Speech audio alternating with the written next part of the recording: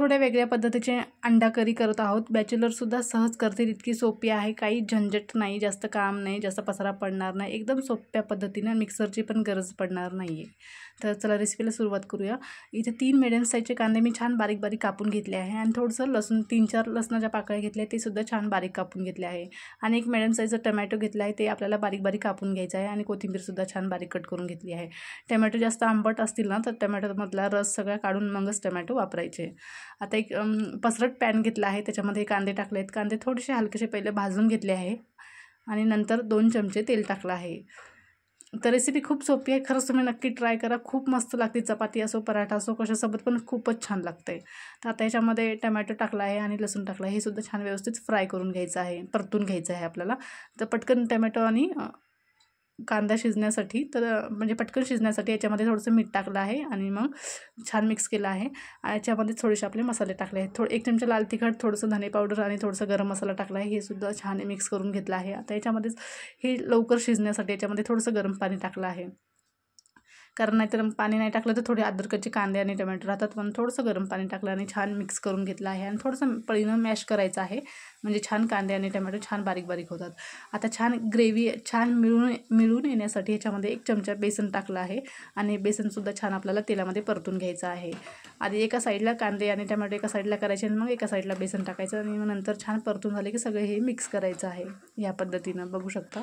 जास्त कांदे आणि टमॅटो जास्त जाड नाही करायचे, एकदम बारीक बारीक कापून घ्यायचे. आता ह्याच्यामध्ये थोडंसं कोथिंबीर टाकलं आहे. कोथिंबीर स्वच्छ धुवून घेतला होता आणि मगच धुवून घेतल्यावर छान बारीक केलं आणि मग याच्यामध्ये टाकायचं आहे. आता ह्याच्यामध्ये पुन्हा आपल्याला गरम पाणी टाकायचं आहे. अर्धा ग्लास गरम पाणी टाकलं आहे. आता छान याला उकळी येऊ द्यायची आहे पाण्याला आपल्या आणि हे सगळं व्यवस्थित मिक्स करायचं आणि पळीनं थोडं मॅश करायचं पुन्हा एकदा. नाही तर एक साईड टमॅटो, एक साईड कांदे, एक साईड कोथिंबीर आणि एक साईड आपले अंडे असं ग्रेव्ही होईल. मग त्याच्यामुळं सगळं मिळून येण्यासाठी हे सगळं व्यवस्थित मिक्स करायचं आहे. आता ह्याच्यामध्ये आपण आपली 2 अंडे टाकूया. पहिले छान उकळी येऊ द्यायची आहे, सगळं मॅश करून घ्यायचं आणि मगच अंडी याच्यामध्ये टाकायचं. अंडी काय करायचं, पहिलं वाटीमध्ये फोडून घ्यायचं आणि मग याच्या ग्रेव्हीमध्ये टाकायचं. नाही तर काय होतं बरेचदा अंडी खराब पण निघतात, मग नाही तर सगळी ग्रेव्ही तुमची खराब होऊ शकते. बघा मी पहिल्यांदा कसं वाटीमध्ये अंडे फोडून घेत आहे आणि एक एक अंडा आपल्याला आता एक ग्रेव्हीमध्ये मी टाकणार आहे. तुम्ही पण याच पद्धतीनं करायचं. तुम्हाला काही कोणतीही अंड्याची रेसिपी करायची असेल ना तर कधीही पहिल्यांदा वाटीमध्ये अंडं फोडून मगच ग्रेव्हीमध्ये टाकायचं, कारण अंडे खूपदा खराबच निघतात. आता उन्हाळा पण सुरू झाला तर व्हायलाच म्हणा, तर बरेचदा अंडे खराब निघतात. तर मी 2 अंडी जर टाकले आहेत तर आता आपल्याला 5 मिनटासाठी झाकून ठेवायचं आहे आणि 5 मिनटासाठी शिजू द्यायचं आहे. याच्यावरच मी थोडंसं मीठ टाकलं, म्हणजे मीठ टाकलं की थोडी अजून चव येते अंड्याला छानपैकी. तर अंडी आपली छान शिजलेली आहेत.